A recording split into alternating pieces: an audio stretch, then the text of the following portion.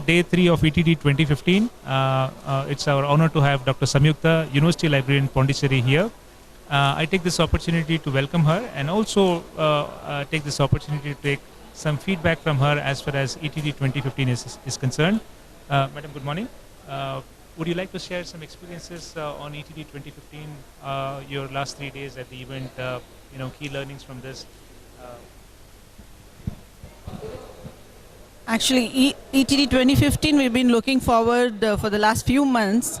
And I, being one of the members of the National Committee on ETD of InflibNet, we sort of a part of this event. We've been coordinating and associating with this ETD 2015.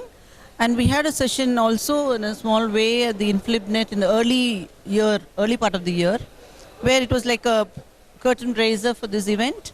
And we all came down here so that we sort of network with all the other colleagues in this profession who've been in this activity of digitizing and all over the world. NDLTD was something which we've been looking forward in the last few years, and it was an opportunity to meet them in person.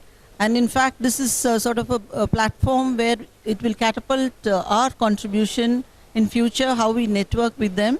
And that's a very good opportunity that we had in this last 2-3 days.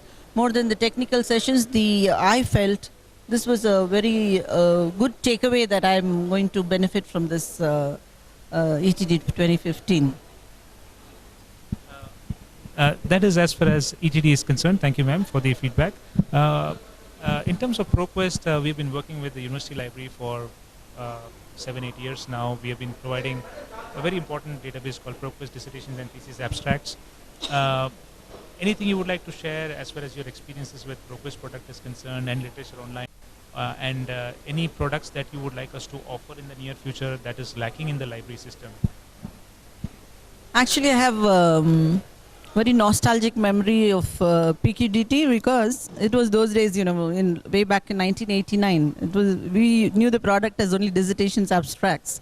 And when I did my PhD in my doctoral program in '89, I browsed through Dissertation Abstracts to actually do a literature survey and find out a topic. In fact, I chose my topic based on what I saw in Dissertations Abstracts and went to my guide, and that's how I proceeded with my research. So that's my first very personal experience with Dissertations Abstracts. And later on, in the profession, it went on to an online product, and I was working for the University of Madras at that time, and we subscribed to the full text and then went on to the abstract version, and we continue to do it. Now, as I'm in Pondicherry University, we subscribe to this product.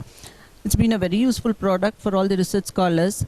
Even before we heard about any open source dissertations, this was the product which we were promulgating with our focusing on research.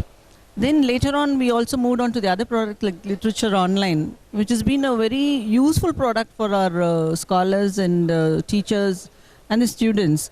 And we look forward to such many more products which are in use. And we really appreciate ProQuest for being in constant touch and updating all the new product launches and, bridging that gap between the partnership between the scholar and the, the librarian and the publisher. We've been in partnership in the last few decades. I think that's wonderful, and we look forward to much more better products, and definitely we watch for it. Thank you. That was a truly nostalgic moment for us to hear as far as your association with ProQuest is concerned. Last question, ma'am. We are planning to conduct the ETD India version next year in collaboration with InflibNet. As a core committee member, would you like us to, can you give us some indication or how we can improve what are the areas which you would like us to cover if everything goes well next year for ETD 2016 in India, basically India version? Actually, now this ETD has become a buzzword in India, and people are being sensitized on the ETDs, and in many forums people talk about it. The experts start spreading this news that all the ETDs, it's become a UGC mandatory regulation that you have to submit all these universities required to submit all the thesis onto the national repository. So when it becomes mandatory, it's all the more, we sensitize people that you have to sort of digitize even your archives, and InflibNet has been offering a lot of perks or incentives that they finance them to digitize the thesis also. And when it goes into the national repository, more and more the repository becomes populated with this thesis. And by next year, we think it's really taking off, scaling high. And this is the platform, this is the time I think it's right for the stakeholders to, look forward to organizations or publishers who would, look at different problems or whatever they face, how they could solve such things. And another thing is the product which helps to discover all the other resources besides, the thesis also. So that's one, one dimension of it. So definitely people would be looking forward, what is the new thing that you would be showcasing, and I think that you should have in mind, because already we have got used to certain things. So what is it that's something new you're going to show? That is what people will be looking forward to. And we hope you will be doing it next year, and I wish you all the success for it. Thank you.